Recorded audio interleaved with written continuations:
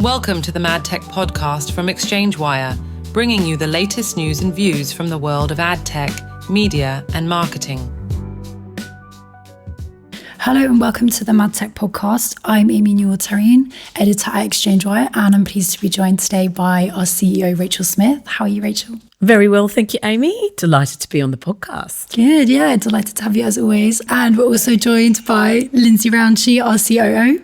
Lovely to be here. Welcome. Yeah, good to have you. So today we've got an episode where we're answering your questions. And we've only done one of these so far, so this is our second one. But this is going to be a regular thing now. So you can get in contact if you've got a question that you'd like answered on the podcast. We'll include a link in the description where you can submit your question on a form. So let's get started with the questions. Our first one for today comes from Lauren Wyman, Director of Client Services at Generation Media. She asks, knowing that third-party cookies are fading, mobile IDs are more restricted, and even first-party data is becoming more fragile, how can we, as an industry, create impact without precise, laser-focused targeting? Rachel, I'll come to you first there. What do you think? What advice can you give? Oh, yes. What advice can I possibly give Lauren, who probably is already extremely experienced and doesn't need my advice? But anyway, I'm very happy to share. So thanks for the question, Lauren. It is a really good question. I feel like we're talking about this with almost everybody that we meet at the moment. So, you know, we're right in, it is the very beginning of April Fool's, in fact. And I feel like we're right in the thick of pulling together agendas for ATS Singapore, preliminary agenda for ATS London. Obviously, we're running a lot of content here at ExchangeWire regularly, so we're in constant conversations with people that we meet across the industry, and this has got to be quite the recurring topic, which is how do we measure the impact of advertising at the moment in the current ecosystem, and what does that actually look like? So to the points that Lauren raised in her question, I think the overall answer is that we are absolutely moving away from this kind of hyper-targeted, I can't not laugh. Kira, you fuckwit. You could have just walked out. It's just this comedy jig down the Stop sabotaging us. Pink Panther walk out of the meeting room. It was a comedy Pink Panther jig I was looking out at of the meeting room. He's looking at a selection of jams on the kitchen shelf. What the fuck are you doing? He's come out just to sabotage. Loads of fucking Spanish food. I need a chutney. Oh my Lord. Are they going to stay in there? Yeah. I needed chutney. Exactly. Kieran jigs out of the office to get some chutney, emergency chutney. Jesus Christ. Oh, my Lord. Oh, that's going to make everything so much harder from now on. Oh, God. No, I needed chutney. Okay. Composure. Right. Okay. So I think the overall answer to Lauren's question is that we're definitely moving away from this advertising and marketing environment, which is laser focused on precision targeting. So moving away from a more hyper targeted environment to something that is focusing much more on quality over quantity. The points that Lauren raises in her question, data privacy, disappearance of third-party cookies, identity becoming more fragile, even first-party data, becoming only usable in certain environments. What overall impact is that having on advertising? She's already hinted at it in her question. It is making it much harder for us to target people with precision. That's not necessarily a bad thing, though, I would argue. And if you look at this from a sort of helicopter view, one might say, are we going kind of right back to the start, pre-digital advertising, where advertising wasn't particularly targeted, was much more generalised, but I think a lot of people would argue was possibly almost certainly a less intrusive experience for the average user, and was possibly slightly more creative creative, and the creatives were maybe a little bit more thoughtful and a little bit more engaging. And so I think we're moving from an environment away from hyper-personalisation and precision targeting to something that is much more focusing on other metrics and measures, contextual, attention, looking and searching for audiences in those high intent environments, which means that we've got to use different tools and tactics to prove the value of advertising in those environments. I think there's lots of complications and nuances here. You know, the big question is, what does measurement and attribution look like in modern day marketing and advertising? And we've been speaking to loads of people about this over the last couple of months, because there are various technology tools and solutions that are trying to answer that question, and there's also various views from both the buy and the sell side of the industry as to whether those tools and techniques are working well. But my initial response to Lauren is, we are going to have to prove the impact of advertising using different metrics. We can't focus on hyper-personalised targeting and use the same measurement metrics that we were using to prove the value of that. We have to accept that we're in a world where that's not possible anymore. So we need to then start to look at the metrics and tools that we have got available to us to prove the value of advertising in a less targeted environment. Yeah, absolutely. And you kind of touched on the fact that this isn't necessarily a bad thing. Lindsay, could you expand on that maybe? What do you think? I completely agree. I think it's not a bad thing. I think that, Rachel's point about us kind of going back to the beginning of sort of pre-digital and looking at, one-to-many broadcast media was never necessarily a bad thing. It's overused, but just because we can doesn't mean we should. Like adage plays well here. We had access to all this data, and because we had access to all of it, we felt we must use it. And did we need to use it in the way that we did? And it feels like, effectiveness was conflated with the word precision, and we felt like effectiveness and precision were the same thing, but actually they're not the same thing. We just used precision and effectiveness together because precision is measurable and effectiveness is not. And also, we've been using precision as if precision's the goal, and actually precision should be treated as a means to an outcome.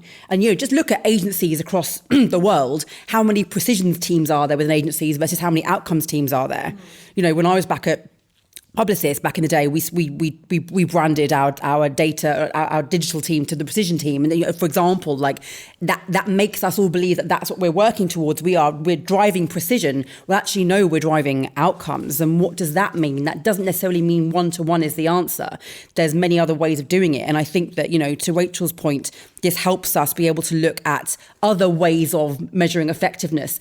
There's things like identity graphs and super signal aggregators, a term that Kieran coined, or Pink Panther Kieran coined about. I was about to say, was that this before time, he took the jig from the meeting room down to grab his interrupt chutney, our recording? to grab his chutney. He coined it about a year ago. To define kind of, looking at kind of how you're bringing signals together with kind of underpinning it with deterministic data to really kind of help us be able to get a better view of how we can target more effectively without relying on third-party cookies. And so signals play an important role here, as does first-party data. And, Lauren's point that first-party data is becoming a bit, there's a bit more of a risky area. That it's true for many, many reasons. So actually being able to kind of underpin it and enrich it with these signals and with different probabilistic data, which again used to be quite a dirty word, but I think now people are becoming more and more comfortable with probabilistic. Doesn't necessarily just mean probably. Probabilistic still means, most likely. It's not deterministic. But probabilistic is not what it used to be 10 years ago. And so there's lots of different things we can do there. And then the big thing is, of course, creative. This helps us be able to go and look at creative more effectively. How can we actually use creative better? Across both performance media and branding media, it feels like it's been lost along the way in favour of looking at data, in favour of looking at how we target a person, not how we communicate with that person. And that, I think, becomes probably the key outcome here. Yeah. I think the other thing is that this is a period of adjustment where the industry has to accept that there isn't a single solution for proving the value of marketing and advertising today because it's a completely different environment to what it looked like even 3 years ago compared with 10 years ago. So it's going to require a range of tactics and a range of tools. And, I think that the industry is still in a period of testing the validity of those tools as we're going along. We know already that even the environment in which ads appear is changing dramatically in a digital context. Let's say 2 years ago, we talked a lot about what we often referred to as alternative channels, whether that might be CTV, digital out of home, audio, retail media. Those channels advertising in those channels has become more sophisticated in the last couple of years. We're keenly awaiting what advertising in LLMs is going to look like. And so what that means is that different tools need to be used to prove the value of advertising investment across all of those channels. And it's not just, I firmly believe it's not just this drive towards legislative controls around data use and therefore, the deprecation of third-party cookies that has created this environment. It's a general trend. Consumers have got different expectations. We're moving around the internet in different ways.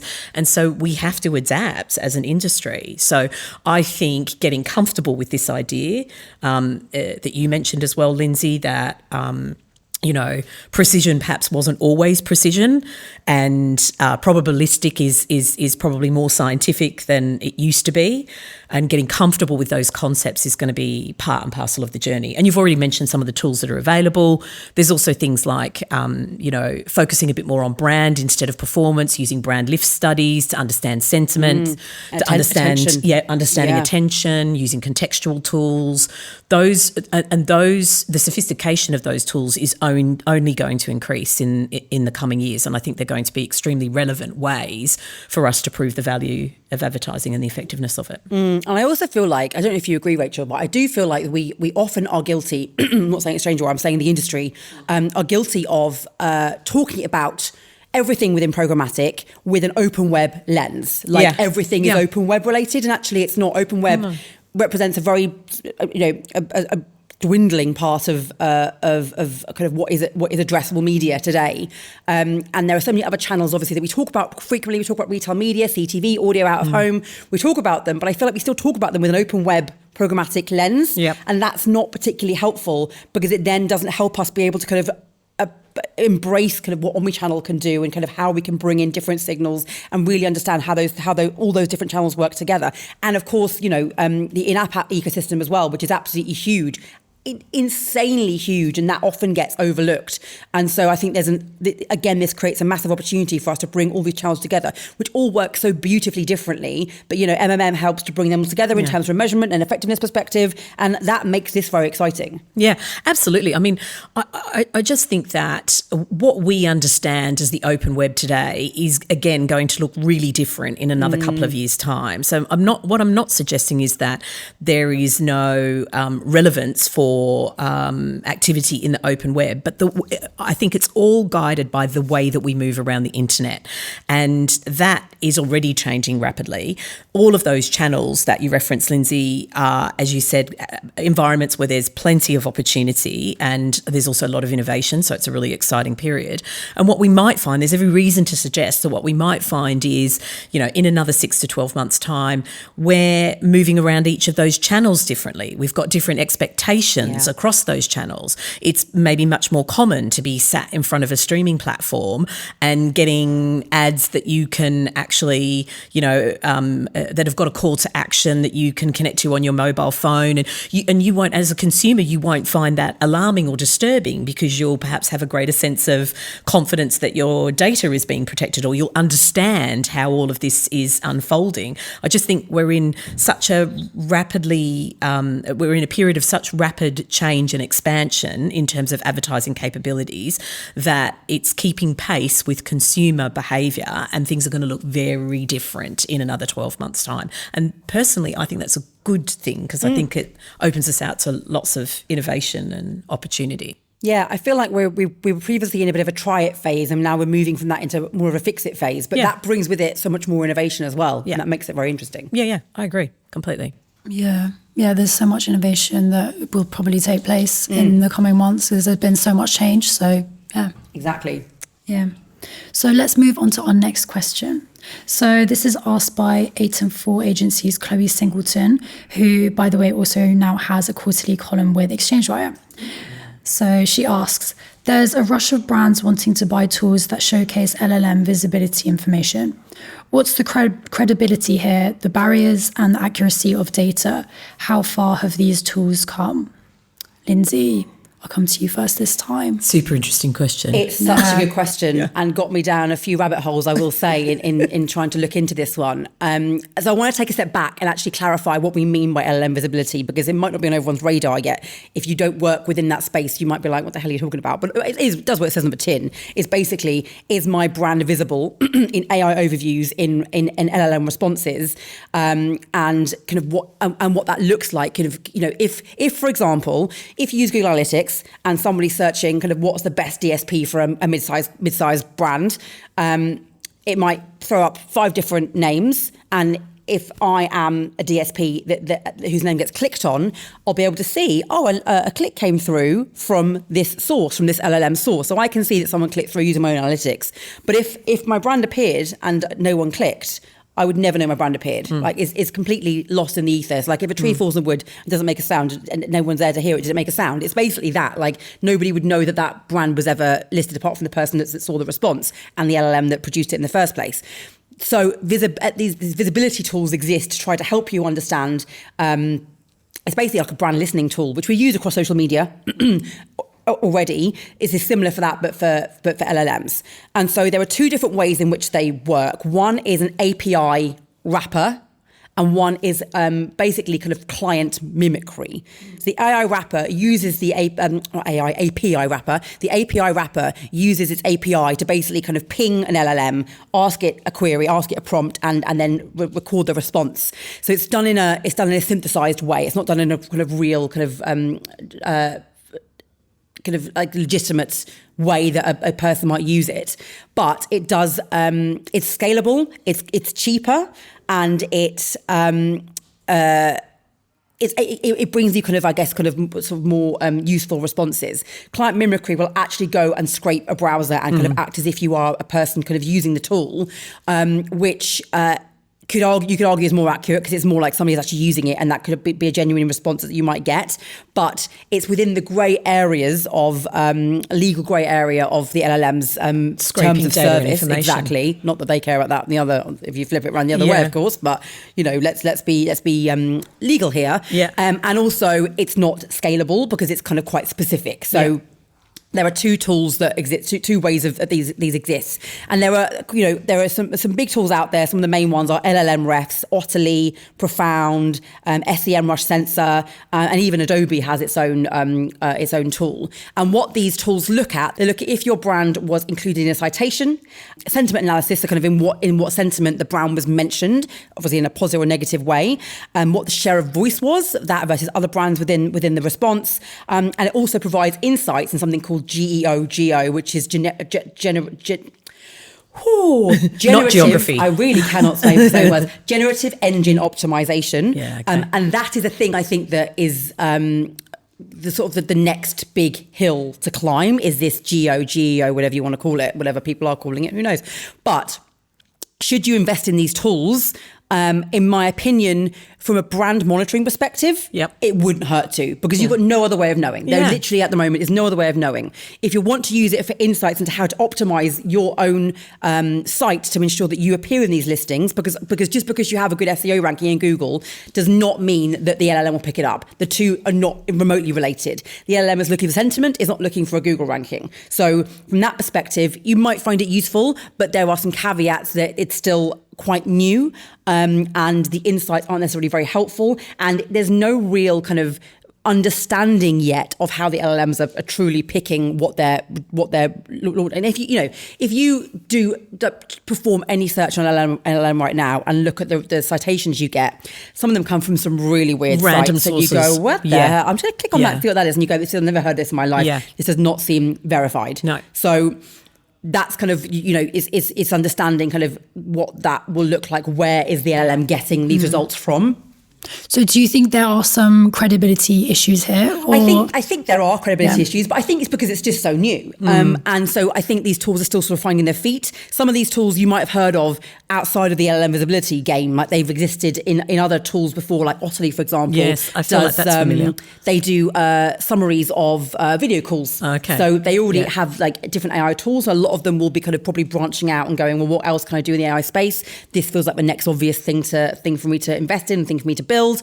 I also think that because it's so new and there's quite a lot of these smaller tools at the moment, they're not going to exist probably in 18 months' time. I reckon there'll be a lot of consolidation, a lot of acquisition, but also, does Google want to build its wall a couple of bricks higher?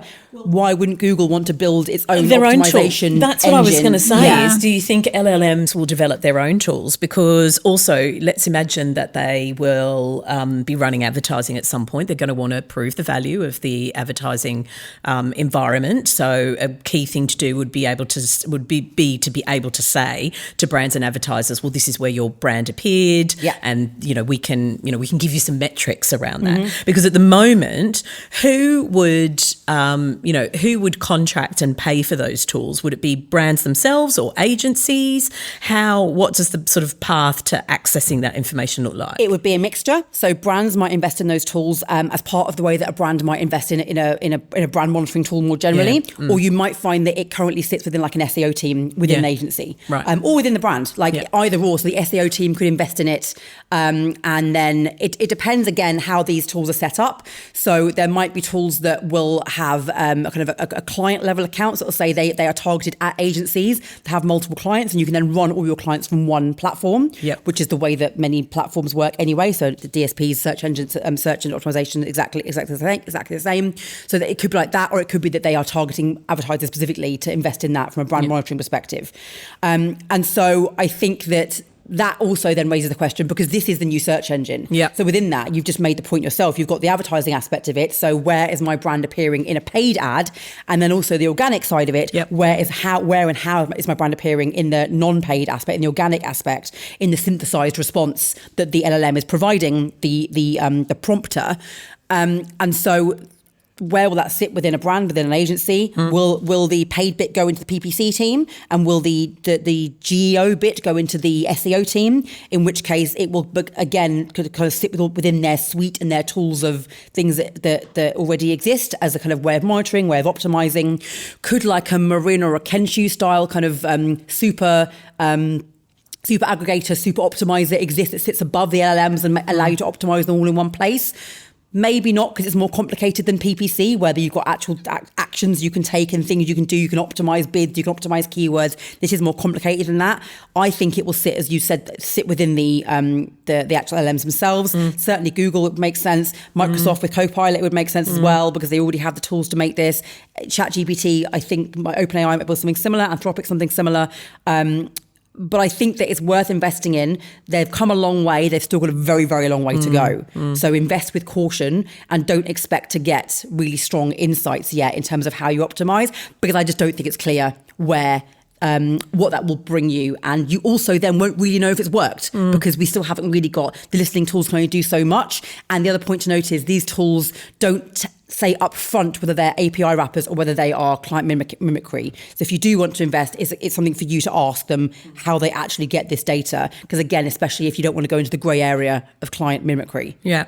I mean, it strikes me that brands would be, foolish not to explore this, because they need to understand what their visibility looks like in an LLM environment. And if we kind of conflate that with the news that came out, was it last week, that Google were potentially going to start replacing website links with descriptions of what the web or an AI version of what that web page, landing page could look like. It feels like, and that's when they're providing AI overview results, and it feels like they're sort of edging into that territory anyway. So, as a brand, you want to understand what's happening when people are querying anything that relates to your products.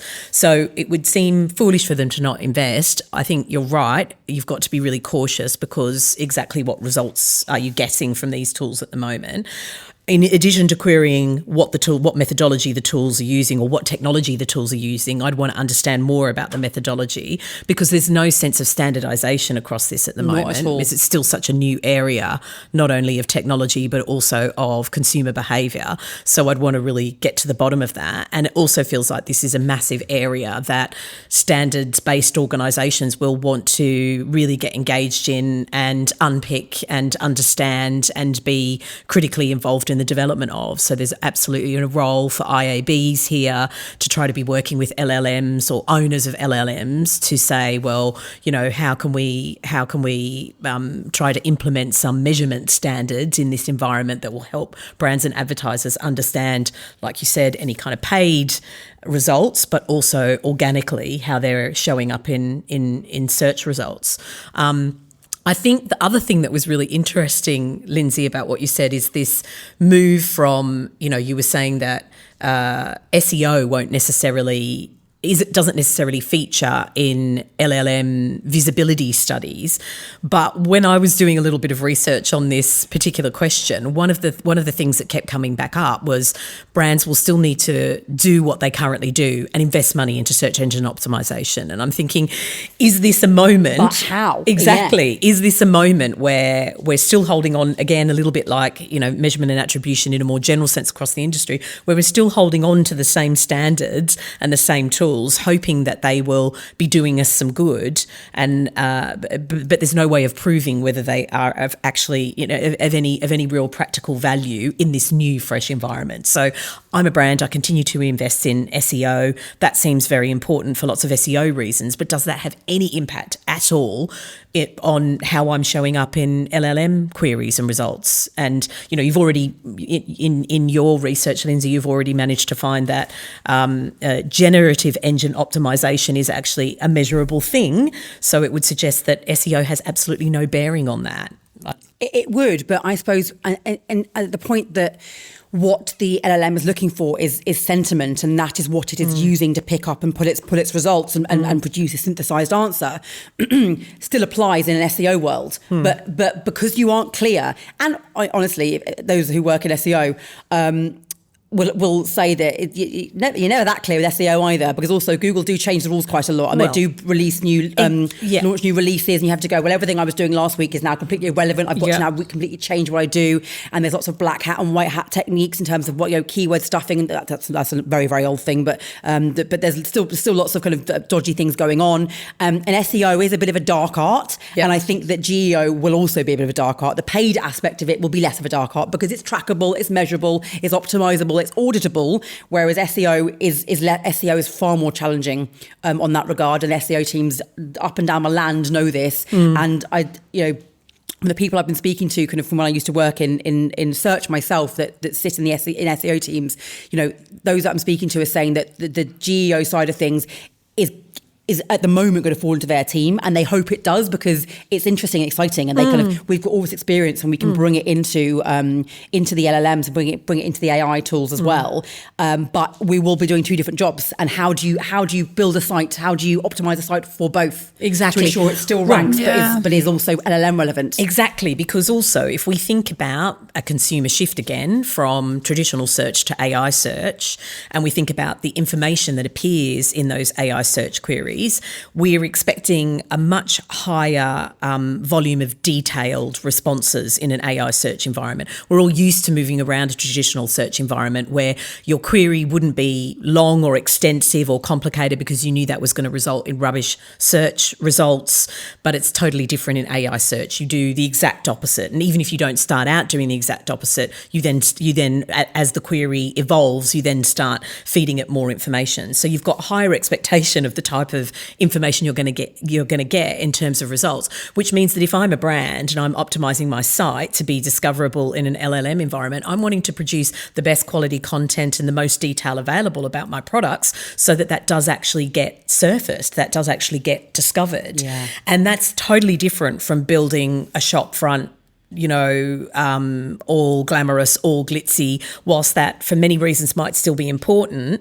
I've been saying for a little while, we're moving to this world where brands become publishers because they've got to have really high quality, original, thought-oriented content to get attention and to start building their brand. And I think that's only going to become even more important if we're talking about GEO as opposed to SEO, because what lands for generative engine optimization naturally has got to be different from SEO because our queries are so incredibly different. And if we're wanting to move to this world where we imagine that we're all going to have agents that move around the internet and book our travel for us and buy our annual selection of socks is what's onto my mind, because all my socks have got I'm sorry, what? Buy our annual selection of socks. Because my socks have got You say holes. it like it's a completely normal thing. Like all of us do this. We all have an annual selection of socks, and we allocate one day in the year to buy Springtime, it's time to buy new socks because all your winter socks have got holes in them. Even if you weren't here during the winter and weren't wearing them, it turns out. Why do you even own winter socks? You're never in the bloody country during winter. But you think it'd be so easy to just go out and buy socks these days? But no, like there's no shops to go buy socks from. So I'm online wanting to buy socks. I'd love it if I could just say to an agent, can you sort this sock business out for me? I need some trainer socks. I need some ankle socks. I want them in these colours. Make it happen.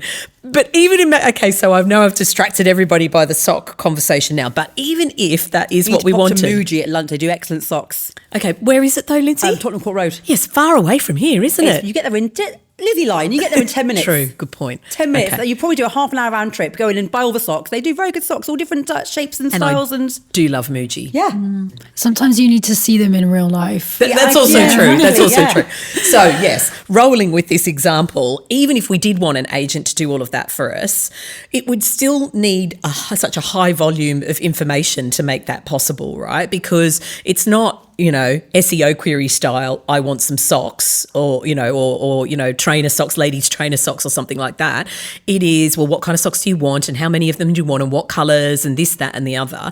So I just think that everything we're putting into LLMs is completely different to what we've put into search. So brands absolutely need to understand how they're showing up in any of those results. And LLMs, I think, would be well placed to want to get into that game because don't they need to prove the value of what they're producing? Oh, and then that was the other thing I was going to say. Aren't we then also slightly verging on copyright territory as well? Because if LLMs are scraping all of this good quality information from brand websites, which are becoming more sophisticated, what's the copyright on that? Brands have probably had to pay staff to produce that information. It's more sophisticated than the sort of stuff they've had to produce before. Don't know. Well, Google are already fine. Google are fine because they've already been doing it anyway. Well, of course, so building from a people's search websites. perspective, it doesn't make a difference because Google will do that anyway. And True. but that then raises the question about from a Google AI overview at the top of the page versus the SERP below, the SEO rankings below. Yeah.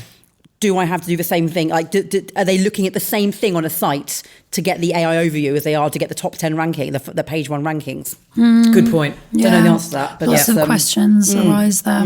I think we're really in this kind of mix-up of everything moment in the internet. Absolutely. Some stuff is very AI-driven, LLM-enabled. We're already in this kind of AI search environment, but we're still doing lots of stuff the old traditional way as well. Yeah, it'll be interesting to see how people end up having to balance kind of still doing any SEO with like GEO potentially. And because like you said, it's going to be potentially very different ways to optimize. Definitely. So, And great question. Yeah. Thank you, Chloe. Yes. I enjoyed that one. Yeah, great question. Got me talking I about enjoyed- socks. Yeah, exactly. Chloe. I enjoyed rabbit hole, so it was good. Yeah. And like you both said, there's huge opportunities there for LLMs to actually capitalize on that. So, yeah. And now our last question for today is from Emily Roberts, Head of Digital at Responsible Marketing Advisory. So she says, how likely is agent-to-agent buying in the future? And would love your thoughts on what the future of our industry will look like. So Rachel, you already kind of briefly mentioned that just before about, Yeah, socks. Well, thanks for the question, Emily. Very good question. I think that agent to agent buying will definitely be happening in the future. I think that's an inevitability because we're already talking about agents buying our own socks. So why wouldn't they buy advertising campaigns for us? So we're definitely going to be operating in that world. And I remember when I did a film to Trader Talk with Ali Nur Muhammad from Nodals late last year. It was kind of September time, just before ATS. We were talking about what his platform does, which is basically provide more granular information on the quality of publisher data in order to match it more precisely with advertisers' desired outcomes. And, as he's sketching it out for me on the board, I said to him, are we looking at what the pro forma for agent-to-agent buying could look like? And he said, absolutely. We probably didn't capture that bit on camera because there was quite a bit of off-camera chat. But he said, absolutely, we're going to be operating in a world where there's going to be a buy-side agent speaking to a sell-side agent, and that's where the advertising transaction is going to happen.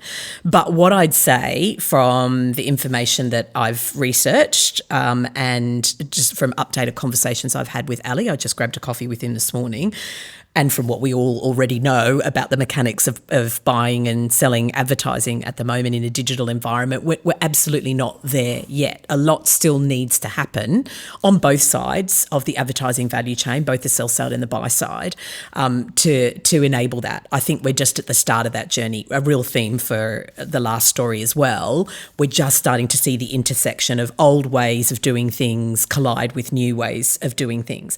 And there needs to be quite a lot, I think, happen to the infrastructure on both the buy and the sell side, but certainly on the on the sort of generating demand side of the industry to enable agent-to-agent buying. And an example that Ali gave me when we caught up this morning was, think of it like driverless cars. It's something that is super cool at the moment. There's very little practical examples of it here in Europe and the UK, but there's some really interesting examples of it over in the US where they're actually taking full driverless car journeys, and it's becoming more sophisticated and it's becoming safer. So at the moment it's still a bit of a novelty, but there's no way that the technology isn't going to develop to a stage where it's highly likely that we'll all trust the notion of automated car journeys and driverless car journeys. It seems in a weird way kind of very futuristic to imagine it now, but there are people undertaking driverless car journeys right now over in the US. So there's no chance that it's not going to eventually end up here. And that's the same for agent-to-agent buying. It's just that we are not there yet. So the second part of Emily's question, what is the industry going to look like? I think, to be honest,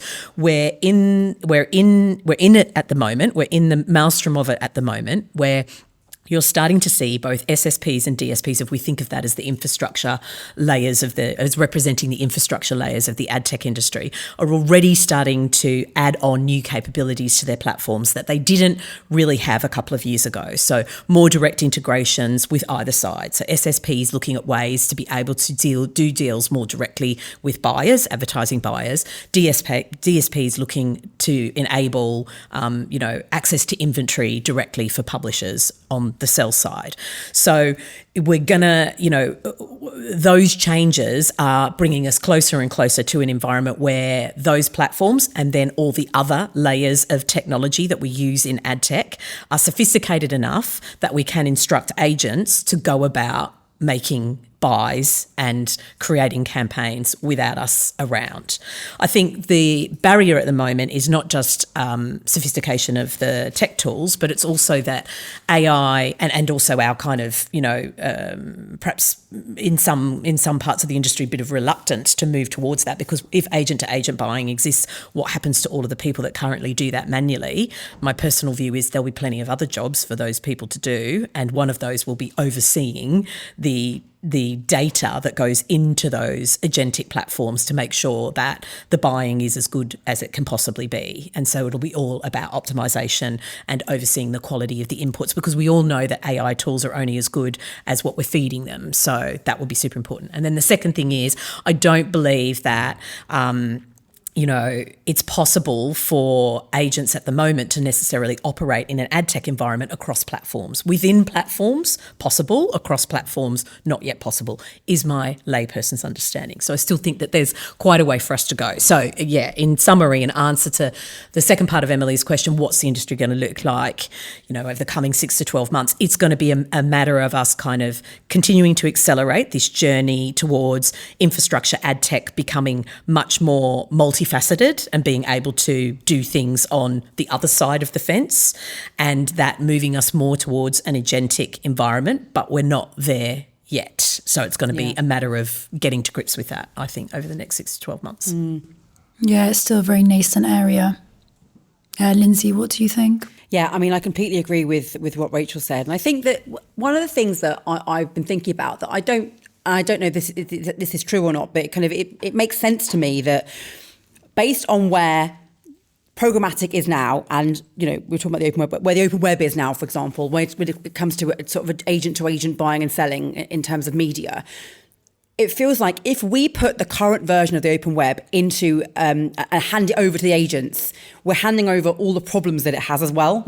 And we can't expect the agents to fix the problems. We've got supply problems, we've got transparency problems, we've got data problems. There's a lot of problems. Measurement problems. Exactly. Yeah. A lot of problems, a lot of things that are unclear, a lot of inconsistencies across definitions, across industries, across categories, across agencies, SSPs, DSPs.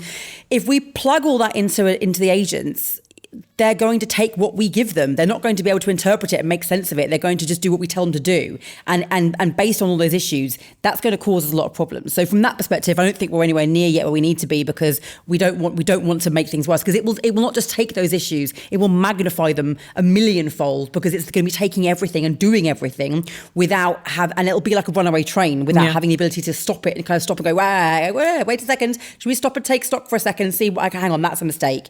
And the other issue, of course, which you mentioned, Rachel, is hallucinating. And hallucinating, I think, is a big fear for people to kind of delve too deep into this, which is why a lot of agentic so far is kind of being used sparingly and kind of like sort of low touch, like used for insights and strategy and that kind of thing, rather than hard numbers. And, 1 decimal point error or kind of a misinterpretation of how a number is calculated could spell disaster. It could mean your campaign go from spending £100 to £1 million. It could be as simple as that. And without the right guardrails in place, that they could cause disasters. And so I think that anybody working in that kind of environment, I often think about what does an entry-level job look like in the world of agent-to-agent buying, because you couldn't enter the industry the way I did, for example, as a search executive, because that wouldn't exist, because agents would be doing it instead. The work I did would no longer exist. So what would an entry-level job look like? And I think it's probably coming in and kind of like looking after the agents and making sure those guardrails are in place. Exactly. Because if they've got no one watching them, that's when problems are going to happen. Absolutely. And the whole idea of, the acceleration of AI tools from an efficiency point of view is to avoid errors, to avoid rounding errors, accidentally tapping something into the spreadsheet incorrectly. But the only way of that being more of a foolproof method than manually is to make sure that you are inputting the right commands and the right data and the right controls into your AI tool. And so you need to have a sufficient understanding then of what the desired outcomes are. And there is a job for overseeing all of that and making sure that your agents are doing what you need them to do and what you want them to do.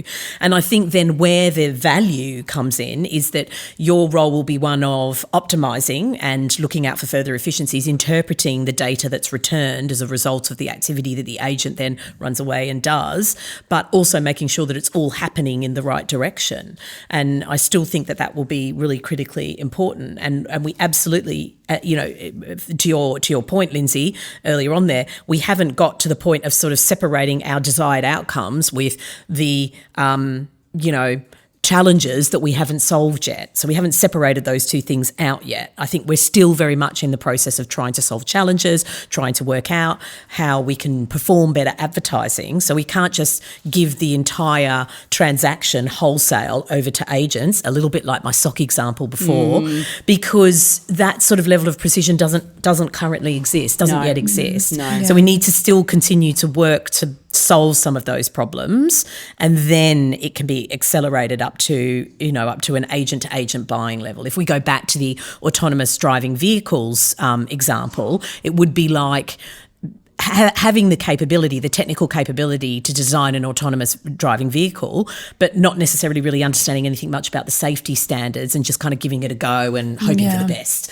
No one's going to do that, right? No. There's all sorts of checks and balances that need to be satisfied first before you can actually outsource the entire transaction to agents. Yeah. So I think we're still quite away from that. And the frameworks coming in will help. So you've got ADCP, you've got UCP, you've got the Agentic RTB framework. Because, for example, without frameworks, without standards in place, and standards are the key thing here, my definition of viewability versus my DSP's definition of viewability and my viewability measurer definition of viewability could all be completely different. And if we're all plugging something into an agent and the agent isn't quite clear on what our definitions of viewability are and how we're measuring them and what the thresholds are, it will take either one of them or its own perceived semantic view of it based on what it can see across the internet, and it will make something up. And so that there are real concerns around definitions, consistency across those definitions. I can't think of the word, but the way that you canonicalization. Cannibalization? No, not that one. Canonicalization. Where you've got like sort of consistent naming conventions across different things. Yes. That's not the word, but whatever the word is. I don't know, but I like it as a word. Canonicalization. So we'll try and use that somewhere later. Definitely. But all those things need to be considered as well. And I think, this isn't quite the same thing, but for example, I had a very specific inheritance tax question that I needed to kind of understand. And I asked Perplexity, Claude, Gemini, and ChatGPT, gave it all the details, exact same prompt for each one. Claude then came back with a bunch of follow-up questions. The other three did not, but every single LLM came back with a completely different calculation. Great. And a completely different end result. Yeah. And reassuring. Yeah. Well, exactly. That's the point. Like, it's not helpful. Like, you can't really trust them with numbers yet. Yeah. Because they will do what they think is the right thing. Yeah. And how do we know that that's the right thing based on what it's been trained to do? Like, there's still a lot of grey areas, and that's why I think it's examples like that, which is why I think that brands are a bit like, I'm going to just hold off a little try bit. And do something simple first. I'm not going to feed all my data and all my numbers into it. Well, and I think that's a really good point, right? So there's two things from that. The first, Lindsay, is that if we think about where the balance of power sits in the world of advertising and marketing, it's still firmly with brands, right? They generate the budgets that they devote towards advertising spend and campaigns. So at the end of the day, what they want is good outcomes. If they're getting good outcomes, then they're happy. But if we were to hand everything over to agent buying at the moment, I would imagine that the outcomes would be pretty variable. And that's when brands are going to start saying, hang on a minute, this isn't working for me. So that's kind of like the basic common denominator. And obviously brands have got a lot of say and control and interest in that, as does the rest of the Adtech value chain. So I think that's got to be the thing that drives us. The second point that occurred to me as you were talking there, Lindsay, is that I think we've got natural accelerants to moving towards an agent-to-agent environment in the world of advertising and marketing at the moment. Not just that everything in our lives is becoming very AI generated or AI influenced, but it's also the things that we talked about at the top of the podcast in the first question, which is third-party cookies disappearing, signals becoming, even more fragmented, first-party data having lots of restrictions over it. All of those things are pushing us towards trying to find a better technical solution to get this right. And so I think that's given us the ingredients for the possibility to achieve agent-to-agent advertising, but we're still far away from it being perfect. But you raise a good point as well, because actually if everything's done agent-to-agent, it means that it removes the need for efficiency and effectiveness gets wiped out, because the agents are kind of all sort of doing, well, their own thing, but the same thing. You could argue that it makes everyone's got the same base level. So then what is the lever you can pull? And that lever, coming back to the first question as well, is then creative. Yeah. So the lever is then the creative and the messaging and the talking to the person. person. But then in your sock And the example, quality. you aren't talking to a person, you're talking to an agent. I know. So But also then the quality- fuck do you advertise to an agent? Well, what's an agent looking for when you're advertising? So it just throws up so many questions, right? But also the quality of the data, right? Absolutely. So, you know, and of any of the inputs, whether it's the commands or anything else that you're inputting into it. Like at the end of the day, if I illustrate, as I did earlier on, that the balance of power still firmly sits with buyers and brands in the advertising ecosystem, there's also an incredible power in first-party data. Brands have got some of it, but not all of it. Publishers and inventory owners have got a stack of it and are developing more and more and more of it. So there is still huge amount of value in the quality of data that gets ingested into an advertising campaign, and we need to find ways to train any kind of agentic advertising on that quality rather than quantity. And then that, you know, brings up lots of issues around performance and scale versus brand and intent, and we could go on forever on this. I think it's an inevitability and but it's far away. contracts and Contracts. remuneration.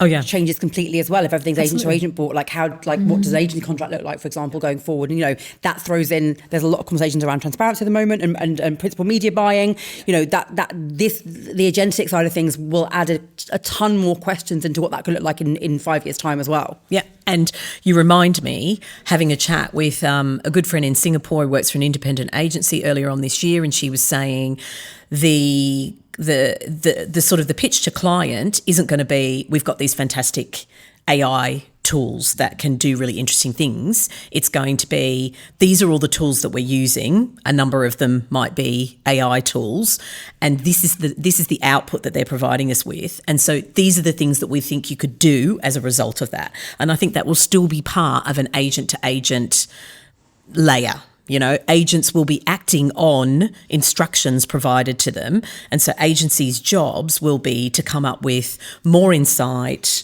more potentials for optimization, and those will come from the outputs of advertising campaigns. But you will still need experts to be able to say, okay, this is what I think you could do. Here's some options that you've got at your that are potentially open to you. I don't think it's going to be a done deal, because otherwise, exactly as you said, Lindsay, will be disappearing into this sort of environment where all advertising campaigns look the same, and brands won't get results from that. No, and you raise a really good point as well, actually, because you look sort of maybe not this year, next year, or maybe in 5 years down the line, but 10 years down the line, if everything's done agentically, if everything's done, AI is no longer a USP, AI is no longer a differentiator, because everyone's using it in the same way. So what else, like if I'm an agency pitching to a brand, AI doesn't even need to come up in conversation because it is what it is. It is how we do everything. So what else can we deliver? And that's exactly what you say. Like, it has to be the insights, it has to be the strategy, it has to be the research, it has to be the human. Exactly. Yeah. The role of agencies will continue to evolve a lot. Yeah. I think we've just proven that humans are still really, really important in this world. That's exactly right. Anyone thinking that humans won't be relevant, well, hang on a second. I mean, humans will be the key differentiator. Absolutely. And I'll be on my way down to Muji to select my own socks very soon. There we go. Absolutely. Well, thank you both. Thank you, Lindsay. Thank you. This has been great. I've enjoyed this. Yeah. Thank you, Rachel. My pleasure. Great. Yeah. And if you have any questions to ask them, please do submit them in the form that will be in the description. You've been listening to the MadTech Podcast, brought to you by ExchangeWire.